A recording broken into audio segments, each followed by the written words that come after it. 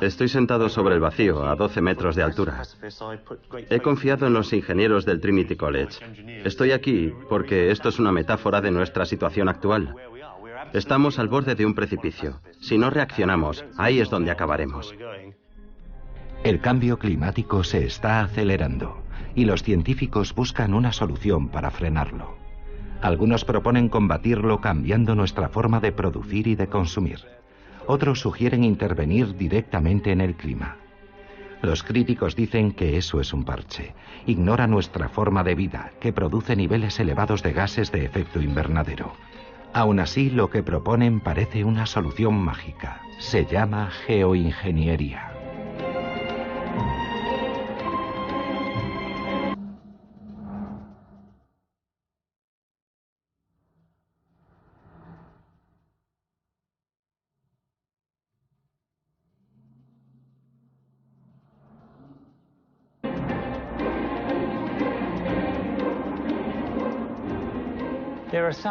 Se han propuesto unas 40 tecnologías, aunque solo 6 u 8 están siendo investigadas en profundidad.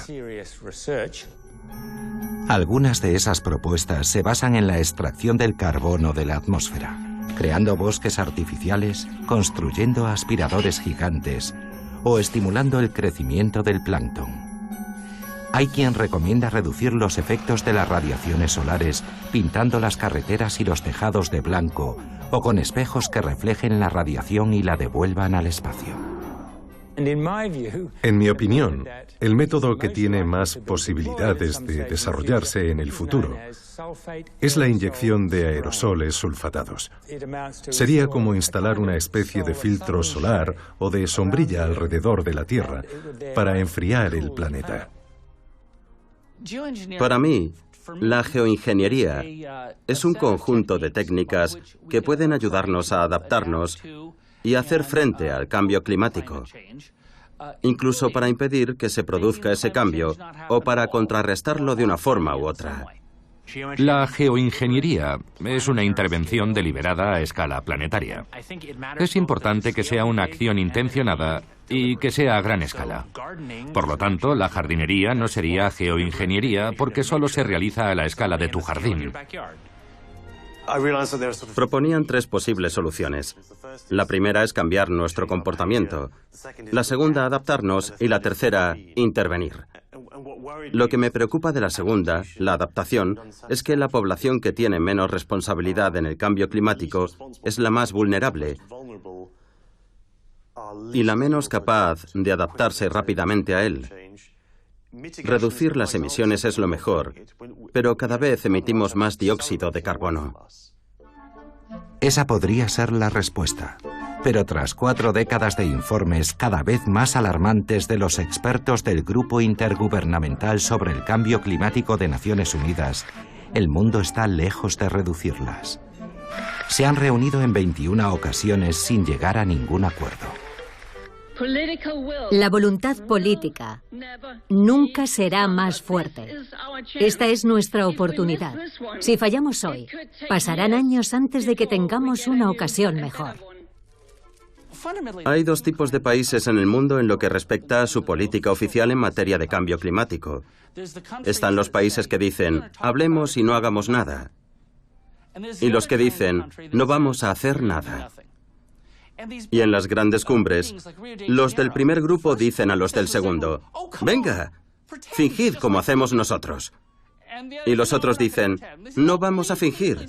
Y los primeros insisten, por favor, seguidnos el juego, nadie va a hacer nada. Y es en ese punto donde está ahora la política sobre el cambio climático. Es un tema muy abstracto. Si 5 o 10 de los países más importantes del mundo de verdad se comprometieran a reducir sus emisiones de gases de efecto invernadero, podrían imponer un acuerdo al resto. Pero no lo hacen. No están tan comprometidos. El cambio climático está ante una encrucijada. Por un lado, el fracaso político y por el otro, un escenario apocalíptico. Y la Tierra sigue calentándose.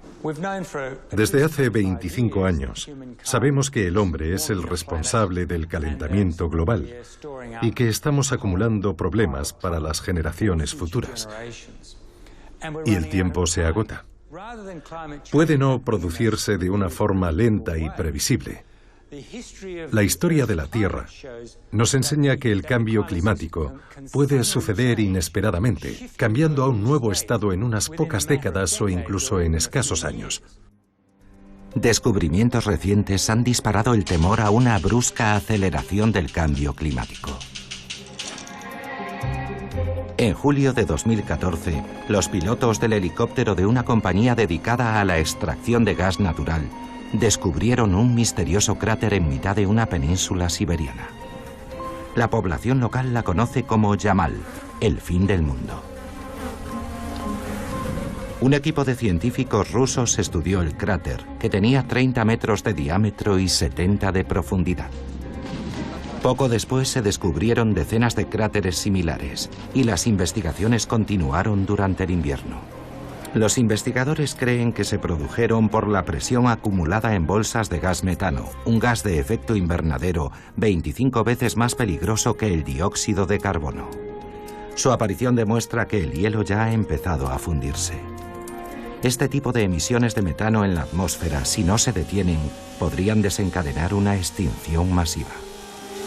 Para los partidarios de la geoingeniería, eso demuestra la urgencia de una intervención deliberada en el clima. Incluso imaginando el mejor escenario posible, la temperatura de la Tierra va a aumentar 2 grados centígrados en las próximas décadas. Y si eso sucede, se producirán algunos eventos catastróficos. Hay que considerar la gravedad de las consecuencias y el hecho de que no tenemos un planeta B. Tal vez necesitamos un plan B. Plan B es otro nombre para la geoingeniería, la receta milagrosa para no cambiar nuestra forma de vida, que quizás podría retrasar la catástrofe. Durante muchos años, cuando se mencionaba la geoingeniería, el tema se descartaba. Se consideraba que era algo poco serio, peligroso y disparatado. La gran mayoría de los climatólogos sencillamente no hablaban de eso. Decían que nadie debería hacerlo y menos investigarlo. Y eso se debía a que creían que hablando de la geoingeniería, es decir, del plan B, estaban debilitando los incentivos para que los políticos asumieran el plan A, que es la reducción de las emisiones de gases de efecto invernadero. Ellos pensaban que habría sido un error ético y político. Pero en pocos años, un número muy reducido de personas ha logrado imponer la geoingeniería al menos como una posible opción más a nuestro alcance. De hecho, el Grupo Intergubernamental de Expertos sobre el Cambio Climático se vio obligado a incluirla en su 5º informe. ¿Quién está detrás de incluir a la geoingeniería en los informes del Grupo Intergubernamental de Expertos sobre el Cambio Climático, sobre todo en 2001? Hay un apartado que es muy optimista respecto a la estimulación del crecimiento del plancton y a las tecnologías para desviar los rayos solares a la estratosfera. Bien, pues detrás de todo eso está David Keith, que es un destacado empresario y uno de los principales defensores de los programas de geoingeniería. Creo que empecé a pensar en ello porque era un tema tabú. La gente temía hablar de ello y no se había hecho mucho trabajo analítico. Así que merecía la pena hacer algo. En el pasado, la geoingeniería parecía algo propio de la ciencia ficción. Se consideraba demasiado cara y potencialmente peligrosa.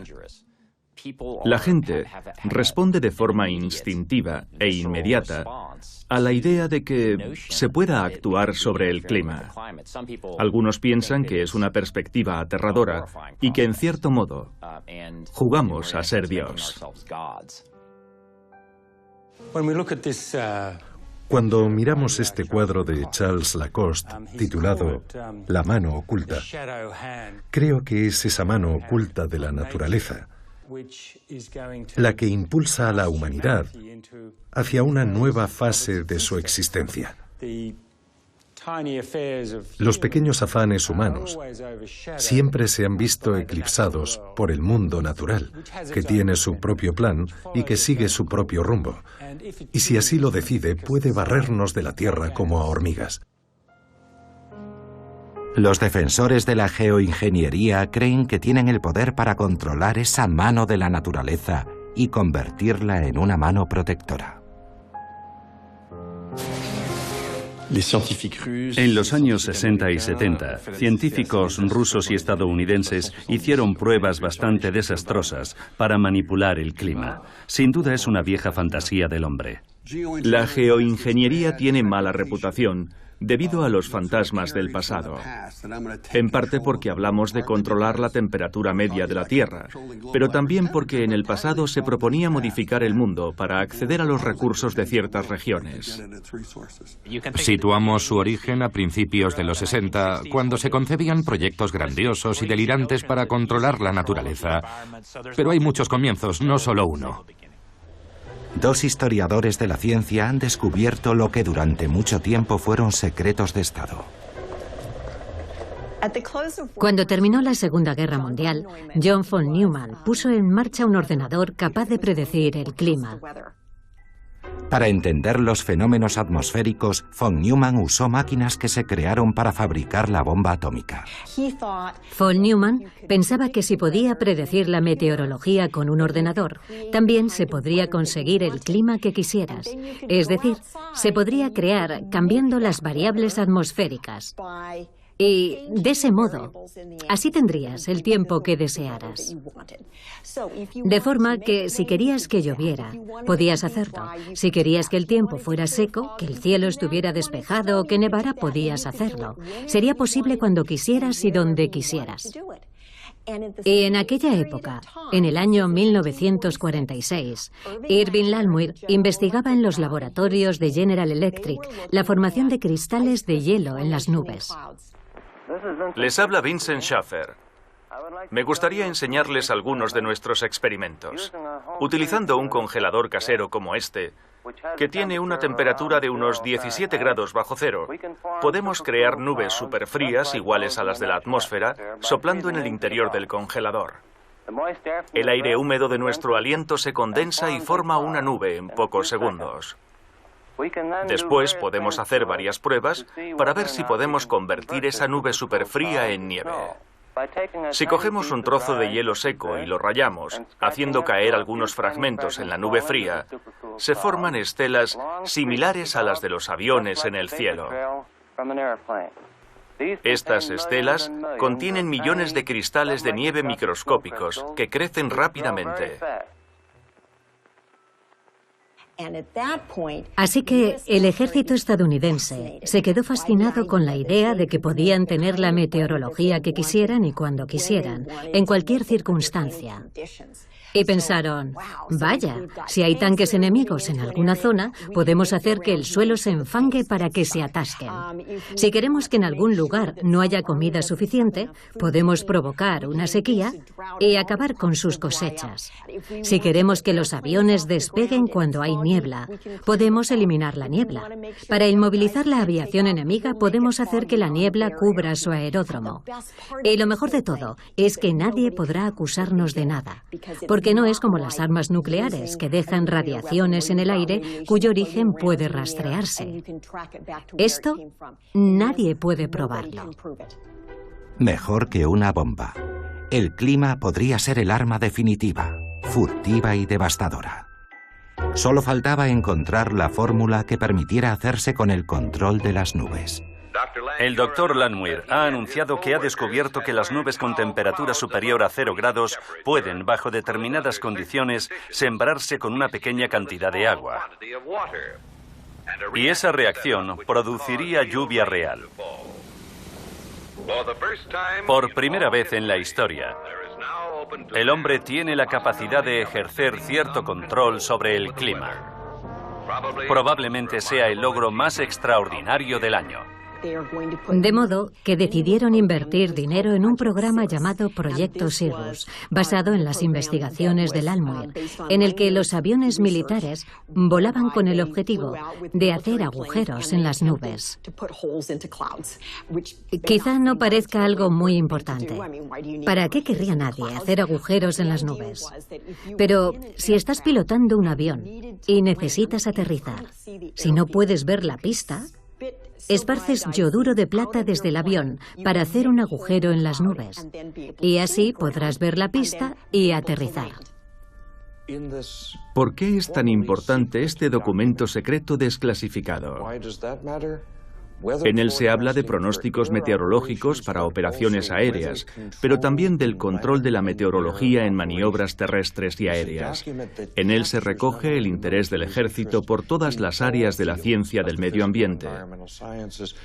Y también se preguntan cómo usar el control de la meteorología como una herramienta para las operaciones militares. Esta es la historia de Camp Century. Es la base de la División de Investigación y Desarrollo del Ejército de Estados Unidos en Groenlandia. A casi 1.500 kilómetros del Polo Norte, sus ingenieros han empezado a construir un campamento bajo la cubierta glaciar. En aquella época, la opinión pública estaba poco informada sobre el cambio climático. Pero lo que los estadounidenses ignoraban era hasta qué punto preocupaba al Pentágono por sus implicaciones para la seguridad nacional. El deshielo de los polos podría afectar a la seguridad nacional, porque con veranos más largos, la producción agrícola de la Unión Soviética aumentaría y sus puertos del norte quedarían libres de hielo durante periodos más largos. ¿Y si en lugar de adaptarnos al frío, intentamos destruirlo? Hacer más cálido el norte. La humanidad ha soñado siempre con aprender a controlar el clima. Somos el único país en el que el hielo cubre la mitad de nuestro territorio. Pero ¿seremos lo bastante poderosos para lograr este objetivo sin precedentes? Fue una época optimista en la que no se veían límites a lo que podía conseguir la sociedad. Podíamos crear reactores nucleares para tener electricidad gratis. Podíamos ir a la Luna y hacer muchas cosas. Algunas posibles y otras inviables. Había quienes querían modificar el clima, querían derretir el Ártico para acceder a sus recursos. Es como si la misma naturaleza nos señalara el lugar para construir una presa que bombeara agua desde el océano Ártico, dando lugar a un potente flujo de agua del Atlántico. La corriente cálida del Golfo llegaría al Pacífico a través de la cuenca polar. De ese modo, empezaría a derretirse y pocos años después el Ártico quedaría libre de hielo. Nosotros somos perfectamente capaces de construir una presa así, dijo el ingeniero. Es muy tentador. Incluso Estados Unidos negoció durante un tiempo su participación en aquella presa soviética. Sin embargo, un climatólogo ruso, Mikhail Budiko, se opuso al proyecto, preocupado por las consecuencias medioambientales. Mientras estudiaba el proceso de deshielo, descubrió una cadena de efectos inesperados. Si observamos la forma en la que el artista ha pintado la luz que incide sobre este paisaje del Ártico, vemos que donde aún hay hielo hay más luz, porque los rayos del sol se reflejan y vuelven al espacio. Pero donde el hielo se ha derretido, en vez de luz, se ve la oscura agua del mar. Y el agua oscura del mar absorbe la mayor parte de la radiación solar, de la luz que llega del sol. Y eso significa que el mar se calienta más rápido y que el hielo se derrite más deprisa. Ese es el principio del albedo. Un cuerpo blanco refleja al menos el 80% de la luz. Cuanta más pintura blanca, más nieve y más nubes haya, más luz y calor del sol se reflejará al espacio, y menos aumentará la temperatura en la Tierra. Este efecto albedo, que influye en el calentamiento del planeta, se simula en los modelos computarizados. Mikhail Budiko desarrolló en los años 60 el primer modelo climático simple que demostraba que si aumentaban los gases de efecto invernadero, se derretiría la nieve y el hielo, y la Tierra se oscurecería y absorbería más radiación solar. Ese concepto de equilibrio energético básico es un elemento central de todos los modelos climáticos que han existido desde entonces. El modelo computarizado de Budiko fue el primero que permitió predecir el clima. también propuso una técnica para alterar la atmósfera terrestre. Fue el primero que propuso inyectar partículas de azufre en la estratosfera para contrarrestar las emisiones de gases de efecto invernadero. Hasta después de la Segunda Guerra Mundial, solo habíamos visitado la estratosfera en globo. Pudimos explorar la estratosfera gracias a los aviones U-2. Fue entonces cuando se descubrió que existían diferentes capas. Por eso se llama estratosfera, porque está formada por estratos. Pero el U-2 de Lockheed era fundamentalmente un avión espía capaz de sobrevolar todo el imperio soviético. El 1 de mayo de 1960, poco antes del desfile en la Plaza Roja, un U-2 fue derribado sobre la Unión Soviética y su piloto fue hecho prisionero. Washington rechazó las acusaciones de espionaje, afirmando que era un avión de investigación meteorológica. Durante más de una década, después de que empezara la Guerra Fría, a las agencias de inteligencia como la CIA, que rápidamente había creado una sección de investigación científica, les resultaba extraordinariamente difícil saber qué es lo que estaba pasando en la ciencia soviética.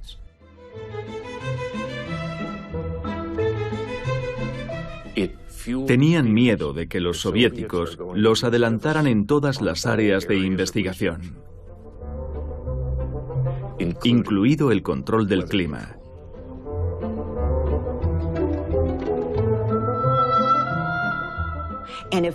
Piensan, si nos adelantan en el control del clima, serán ellos quienes controlen el mundo.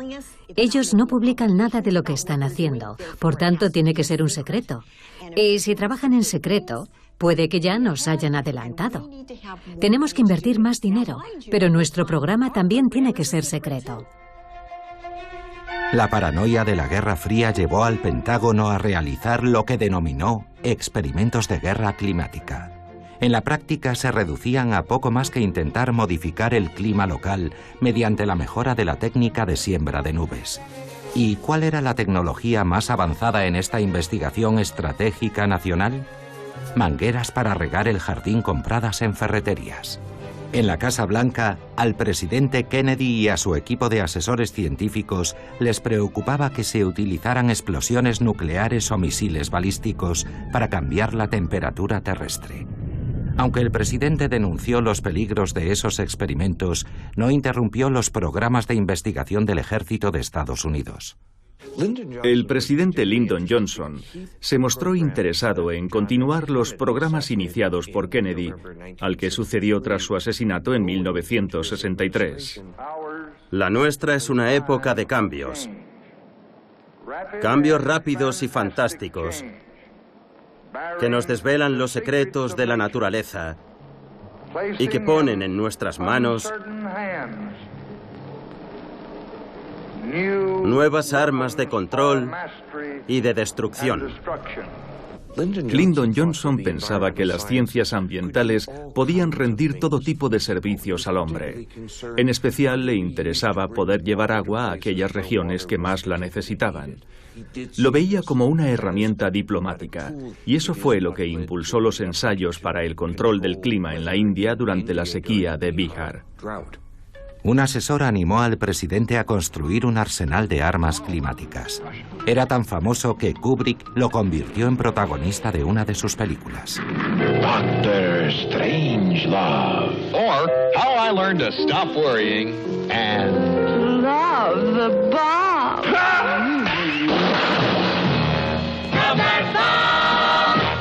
Era el físico teórico Edward Teller, director del Laboratorio Nacional del Departamento de la Energía de Livermore, en California.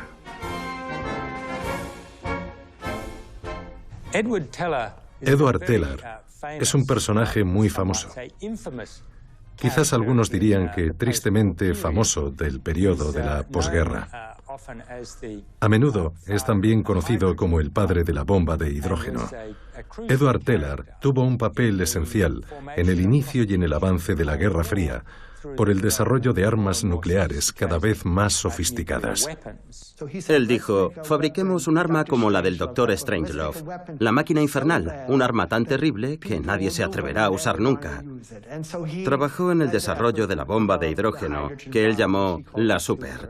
Decía, no confío en los sistemas sociales, pero sí en la tecnología. Para mantener la paz, debemos crear el arma más destructiva que exista. Utilicemos los explosivos nucleares, como se han usado otros explosivos de alta potencia, en beneficio del hombre. Usémoslos en las entrañas de la Tierra, utilizando la misma Tierra como recipiente, para crear nuevas sustancias químicas. Lo cierto es que esa inclinación a utilizar las capacidades creativas más oscuras del ser humano para transformar el mundo natural se ha extendido en ciertas áreas de la comunidad de la geoingeniería. Es una especie de fe fanática. Podemos utilizar nuestras capacidades creativas para desarrollar tecnologías extremadamente poderosas, con el fin de controlar y manipular la naturaleza en nuestro beneficio. Salvo que en esta ocasión estamos hablando del clima de todo el planeta. Recibí una llamada de su secretaria, a quien conocía desde hacía 10 años, y me dijo, el Dr. Teller quiere verte en 1 hora. Quiere hacerte una pregunta. Le dije, ¿y qué pregunta es esa? Y ella me contestó, le han sugerido que se podrían usar explosiones nucleares para acabar con la sequía en California. Y quiere saber si funcionaría, si los modelos climáticos pueden decirnos eso. El laboratorio de Livermore tenía ordenadores muy avanzados y Edward Teller dio libertad total a los científicos para que se concentraran en elaborar un modelo atmosférico global. Después hicieron una película animada por ordenador y la enviaron a una compañía de California para que añadieran filtros de color. Es una película en 35 milímetros que ilustraba su modelo atmosférico. Fue Edward Teller quien tuvo la idea de utilizar por primera vez las armas climáticas durante la guerra de Vietnam. El proyecto secreto, en colaboración con la Marina estadounidense, buscaba la forma de que las nubes de los monzones produjeran aún más lluvias. ¿Y para qué querían hacer eso? Bueno, si estás en Laos y quieres asegurarte de que los hombres y el material del enemigo no puedan salir de Vietnam del Norte para invadir el sur y atacar Laos, entonces querrás que esas nubes produzcan lluvias más intensas durante el monzón. El ejército estadounidense consiguió inundar el camino a Ho Chi Minh con lluvias provocadas artificialmente. La Operación Popeye, como se conocía, consiguió interrumpir las líneas de suministro y el movimiento de las tropas de los vietnamitas del norte. La operación de la CIA se prolongó en el máximo secreto a lo largo de 5 años, hasta que apareció en la primera página del New York Times. El Congreso creó una comisión de investigación. El Senado descubrió que la Operación Popeye, que tenía como objetivos Tailandia, Laos, Vietnam y Camboya, había sido apoyada por el secretario de Estado Henry Kissinger y la CIA sin una autorización oficial. El Congreso presionó para que el control del clima no volviera a ser utilizado como arma de guerra nunca más. Pero en 1972, la opinión pública estaba más preocupada por la paz en Vietnam que por la geoingeniería de la lluvia. Sin embargo, la protección del medio ambiente fue el asunto prioritario en la cumbre de la Tierra de Estocolmo. El secretario general de la ONU denunció la pasividad de los gobiernos ante la contaminación atmosférica. Nuestro mundo está amenazado por el impacto de las acciones irresponsables de los hombres y por el egoísmo de sus actividades. La culpa es tuya, suya, mía. Es culpa nuestra, de todos. ¿Por qué? Porque los gobiernos solo actúan si se sienten presionados por la opinión pública. Y cuando la opinión pública no es lo suficientemente enérgica es porque ustedes y yo no estamos lo bastante convencidos.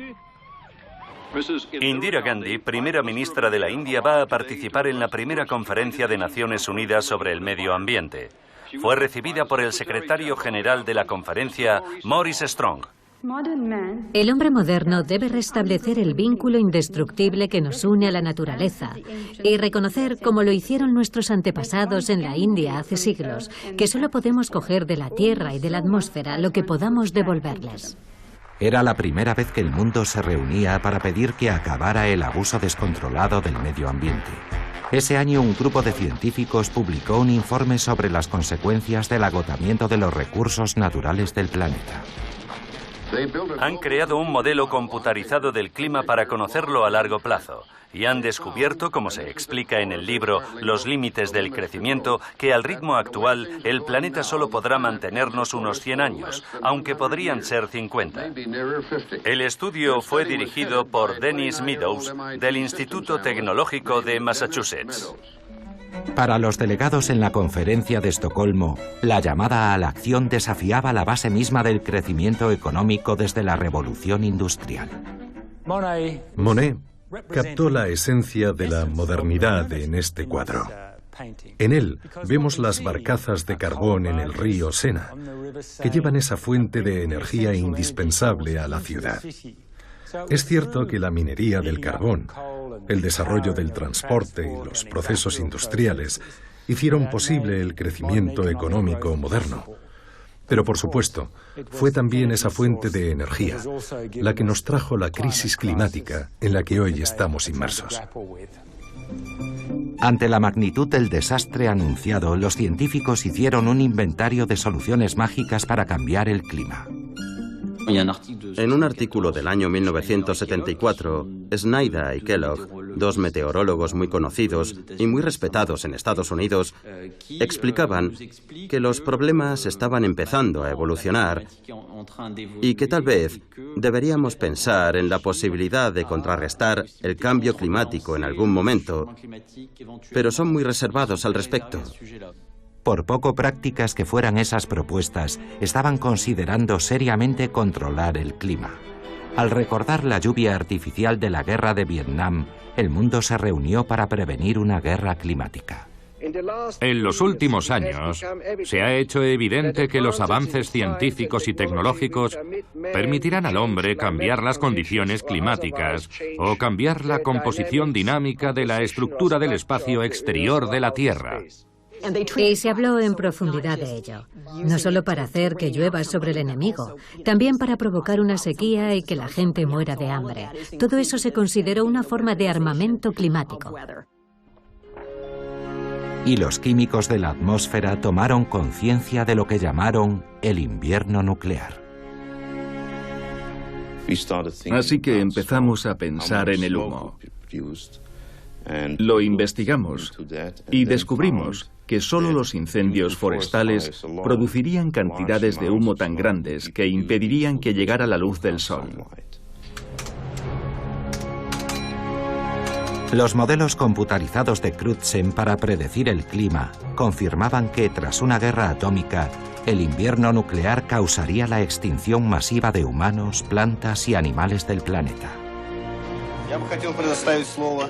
Preocupados, científicos rusos y estadounidenses se reunieron a través de una videoconferencia. Una vez más, se demuestra que en una guerra nuclear no habría vencedores ni vencidos. Las consecuencias serían fatales para todos. Lo que está en juego es la vida en la Tierra. Al igual que sucedió con las armas climáticas, el miedo al fin del mundo contribuyó a la ralentización de la carrera armamentística atómica.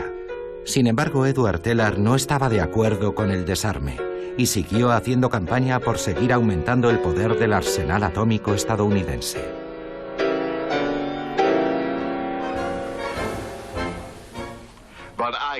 Les puedo asegurar que confío absolutamente en el láser de rayos X, cuyo principal creador acaba de unirse a mí y que está aquí, a mi izquierda.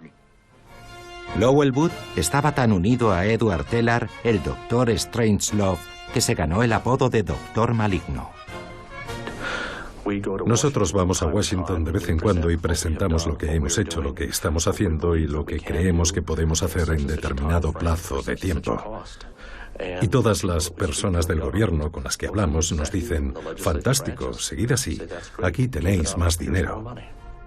Y con la política del presidente Reagan, el dinero siguió llegando.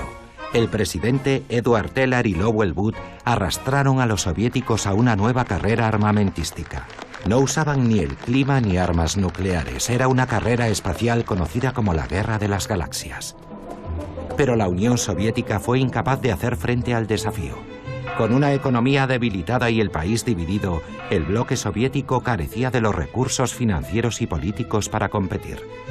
Sin embargo, siguiendo el mismo ritual desde los años 50 para dispersar las nubes y evitar la lluvia, los aviones rusos esparcían una fórmula mágica compuesta de yoduro de plata, hielo seco y cemento.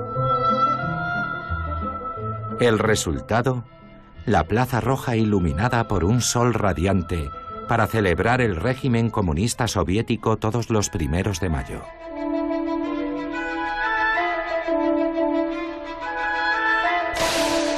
Siguiendo el modelo soviético de manipulación del clima, los chinos también sembraban nubes, pero no para disiparlas, sino para que lloviera.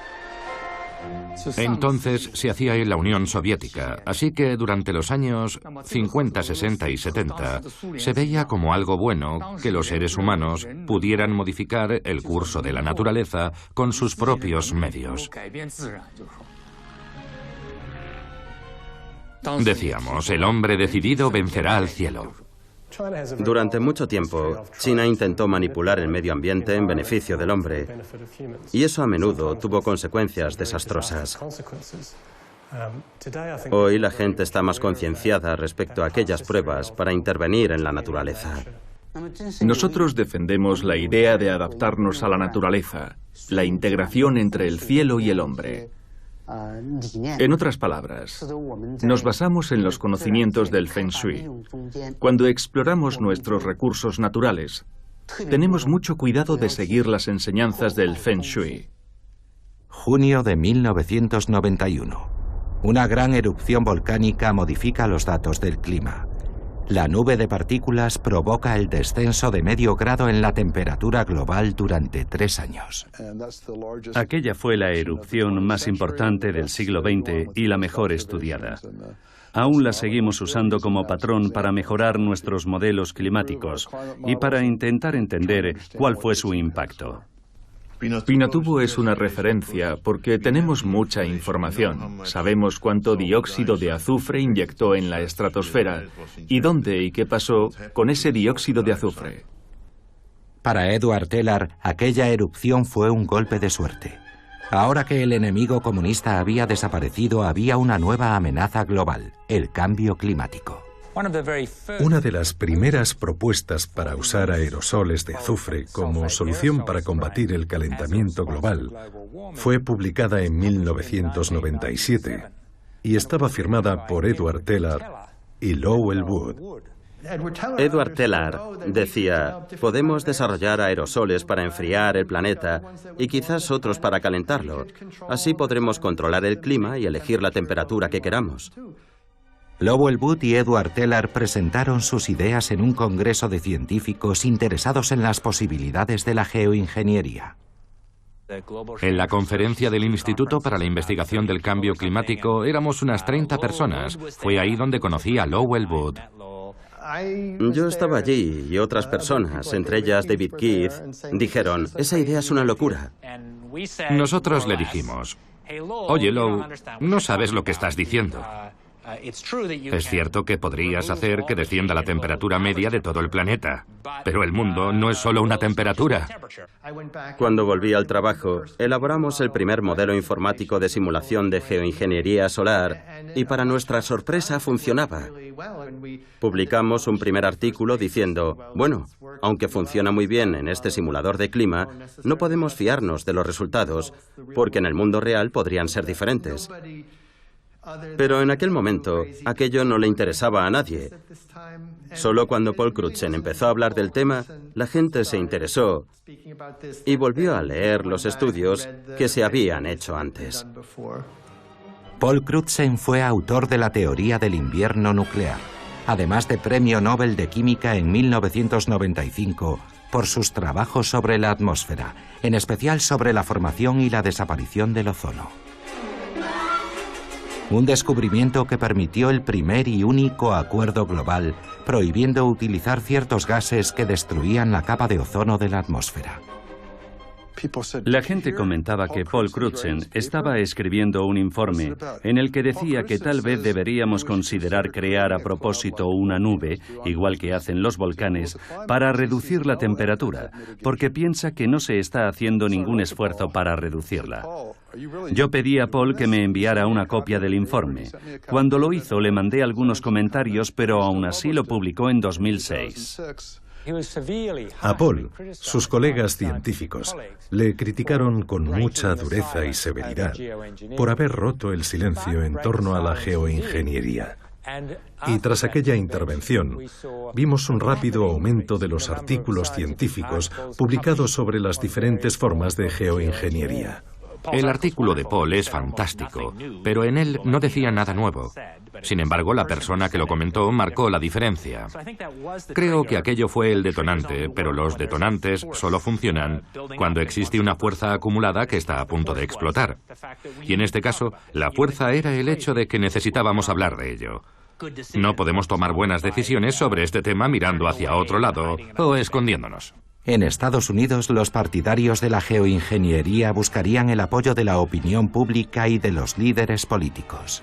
Durante mucho tiempo fue un tabú. La comunidad científica había acordado no hablar del tema en público. En Estados Unidos, hay algunos grupos de presión conservadores que durante años han hecho una campaña activa para negar la ciencia del clima. Han desautorizado al panel intergubernamental de expertos sobre el cambio climático. Lo han calificado de engaño, de estafa, y se han opuesto a las medidas aprobadas en Estados Unidos para reducir las emisiones de gas de efecto invernadero e incentivar las energías renovables. Y a pesar de eso, esas mismas organizaciones salieron en defensa de la geoingeniería. Y la pregunta es, ¿cómo pueden apoyar la solución a un problema que según ellos no existe?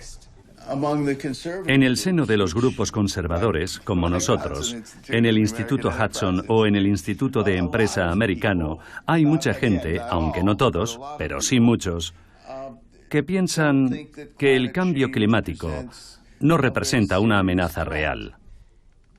Puede que los representantes del Partido Republicano no estén dispuestos a asumir el coste económico, que ellos consideran enorme, de reducir las emisiones de gas de efecto invernadero.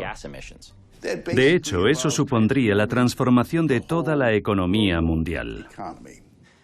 A menudo los republicanos son unos apasionados de la tecnología más sofisticada. Es posible que piensen: un momento, hay una solución tecnológica para eso. Yo creo que el control de la radiación solar es más fácil de llevar a cabo políticamente que el control de los gases de efecto invernadero. Las perspectivas de un consenso bipartidista sobre bioingeniería son mucho mayores que un acuerdo para limitar los gases de efecto invernadero. Con la geoingeniería, los gobiernos no necesitan enfrentarse al poder de las grandes compañías mineras y petrolíferas. No tendrán que poner impuestos a la gasolina ni a la electricidad. Con la geoingeniería, los gobiernos no tendrán que pedir a los consumidores que cambien su forma de vida. Como se puede ver, tiene un tremendo atractivo político. Pero parece que hacer realidad esos proyectos es difícil. En ocasiones hay quien intenta detener hasta los experimentos más simples de geoingeniería. Algo absurdo, la verdad. Como sucedió con los experimentos de Inglaterra, que solo consistían en pulverizar un poco de agua. 3 universidades colaboraban en un proyecto llamado SPICE, inyección de partículas estratosféricas para la modificación climática. Investigaban la mejor forma de esparcir partículas en la atmósfera. En mi opinión, la forma más sencilla de difundir las partículas es usando una manguera. Mire, este es el sistema que me interesa. Pero hay muchos problemas. Este globo tiene que ser muy grande, porque la manguera debe ser muy fuerte, ya que la distancia es muy grande. Cuando hablo de todo esto, lo más interesante es que no menciono la climatología en absoluto, porque esto ahora se ha convertido en un problema de ingeniería. Vamos a comprobarlo. Sí, funciona. Pero no todos lo ven como un problema de ingeniería. El 26 de septiembre de 2011, 50 organizaciones internacionales exigieron la prohibición de los experimentos del proyecto SPICE. Hugh Hunt nos muestra con un modelo a escala reducida lo que quería probar: enviar agua a través de mangueras. Pero para algunos, eso estaba demasiado cerca de la geoingeniería. Hoy resulta extraño pensar lo ingenuos que fuimos, porque, por supuesto, todo el mundo observaba lo que estábamos haciendo y pensaban que era un experimento de geoingeniería al aire libre. Creo que el gobierno británico cometió un error financiándolo como el primer experimento público sobre geoingeniería. Algo cuyo único objetivo no era analizar los riesgos ni conocer su eficacia, sino hallar la manera de hacerlo al menor precio. En la Universidad de Harvard, David Keith y su equipo diseñaron un globo para diseminar micropartículas a una altura de 22.000 metros. La perturbación sería muy pequeña. Usaríamos unos 100 gramos de azufre, es decir, lo mismo que emite un avión comercial durante un minuto de vuelo. Mucha gente se opondrá a este experimento, pero los riesgos objetivos son mínimos a esa escala. Aún así, será la primera vez que se haga un experimento de manipulación deliberada como este en la estratosfera. Parte del dinero procede de la fundación de Bill Gates y el resto de otras startups. Pero no podremos hacerlo, a menos que esté financiado principalmente por una agencia de investigación científica estatal. Es complicado probar estas ideas en el mundo real. Los científicos solo disponen de los modelos climáticos informáticos. La mayoría de los científicos tienen un laboratorio, utilizan tubos de ensayo o disponen de grandes aceleradores de partículas. Nuestro laboratorio es el mundo. No podemos hacer experimentos en el mundo real, solo tenemos un planeta. Para simular la geoingeniería, miren, aquí mantenemos constante la temperatura, reduciendo la luz solar para contrarrestar los efectos del aumento de dióxido de carbono. 50 años después queremos que el Sol vuelva a ser lo que era, pero se produce este calentamiento a un ritmo mucho más rápido. Todo indica que la eficacia de la geoingeniería sería solo temporal y que su interrupción podría causar un calentamiento tan rápido que impediría cualquier adaptación. Para evitarlo, la Tierra debería estar rodeada por una nube perpetua. Pero incluso así habría consecuencias. Una disminución de las precipitaciones aquí, lluvias torrenciales allí o riesgo de sequía. Un escenario catastrófico que recuerda a una de las erupciones volcánicas más violentas de la historia. Una de mis historias favoritas es lo que pasó tras la erupción del volcán Tambora en Indonesia en el año 1815. Unos meses después de la erupción, los efectos empezaron a notarse en el clima de Europa, al otro extremo de la Tierra. La erupción más grande en los últimos 10.000 años cambió el rumbo de la historia. La lluvia y el barro en el campo de batalla de Waterloo impidieron a los franceses mover sus cañones, lo cual contribuyó a la derrota de Napoleón. Y en Asia, la desaparición del monzón provocó hambrunas y epidemias que causaron 100.000 muertes. La bajada de las temperaturas abrió un paso temporal en el hielo del extremo norte que permitió hacer exploraciones impensables hasta entonces. En Europa, 1816 se conoció como el año sin verano. Lord Byron, Percy Shelley y su prometida de 19 años Mary se encontraban a orillas del lago Le Mans. El mal tiempo los mantenía encerrados en la villa Diodati. Aburridos, se dedicaron a escribir, y la joven Mary inventó una historia fantástica. Esa historia, naturalmente, fue la de Frankenstein.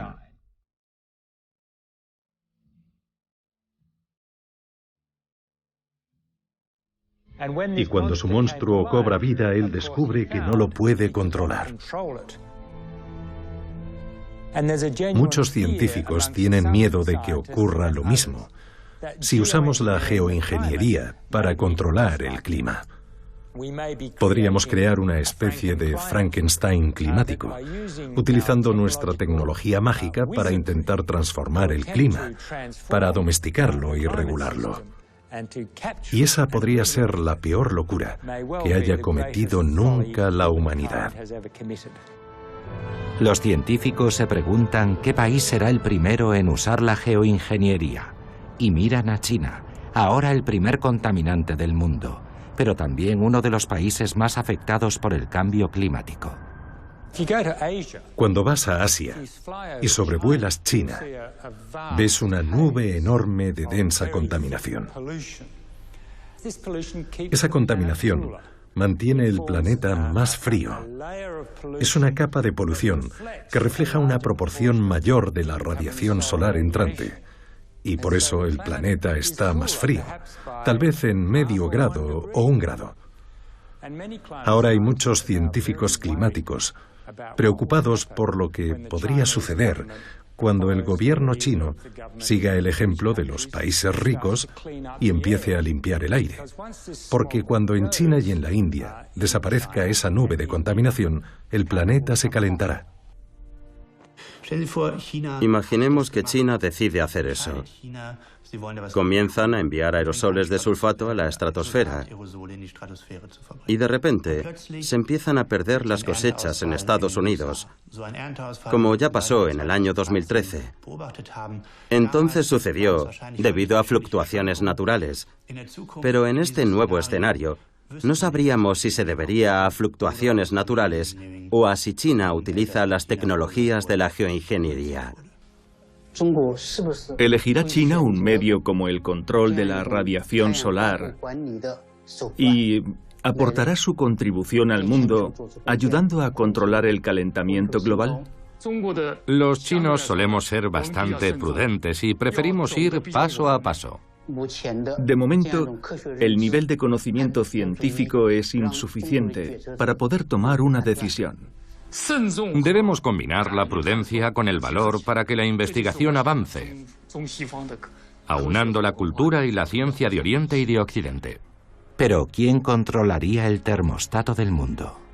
Y si fuera posible, ¿en manos de quién estaría el termostato? Para los más jóvenes, así se regulaba un termostato. ¿Queremos que la temperatura del planeta sea la misma que ahora o más cálida? Porque los países del Ártico quieren explotar sus recursos. O más fría, porque hay poblaciones como las islas que están desapareciendo debido al aumento del nivel del mar. ¿Cómo decidirá el mundo la temperatura del planeta? Solo tenemos un planeta. No podemos autorizar el empleo de tecnologías tan poderosas y correr el riesgo de provocar una catástrofe si los estados, a nivel individual, se consideran libres de hacer lo que quieran. En ausencia de un gobierno mundial del clima, ¿existe algún medio para evitar que un estado use la geoingeniería para sus fines particulares? Mucha gente dice, necesitamos una ley. Pero de hecho hay muchas normas en vigor. Si leemos nuestras políticas medioambientales, muchos países disponen de procedimientos para evaluar el impacto medioambiental y han puesto en marcha medidas para proteger el medio ambiente y la salud humana. Todas ellas son reglas que podemos usar. Puede que no haya leyes específicas a nivel internacional, pero sí tenemos bastante legislación, en particular en la Unión Europea, que nos ayudará a abordar este problema. ¿Qué pasaría si una gran empresa de geoingeniería controlara la geoingeniería? Llamémosla BP Geoingeniería o Exxon Geoingeniería. ¿Qué intereses defendería? ¿Los del planeta o los de su empresa? Nos lo podemos imaginar. Oh, no podemos parar, muchos empleos peligran. O presionarían a los responsables políticos de todo el mundo para continuar. Lo que me preocupa es que se produciría un cambio inmediato en la opinión pública. Estamos acostumbrados a buscar soluciones rápidas. Tenemos la información al alcance de la mano. La gente diría, resolvámoslo ya, hagamos algo agresivo y drástico. ¿Podría suceder que la aparición de proyectos de geoingeniería creara una mayor conciencia global sobre los peligros del cambio climático? ¿Podemos esperar que se implanten políticas específicas para adaptarnos a una catástrofe que ya ha comenzado? ¿O la geoingeniería hará que nos resignemos a vivir bajo cielos eternamente nublados, convirtiendo la joya azul de la Tierra en mármol gris y blanco?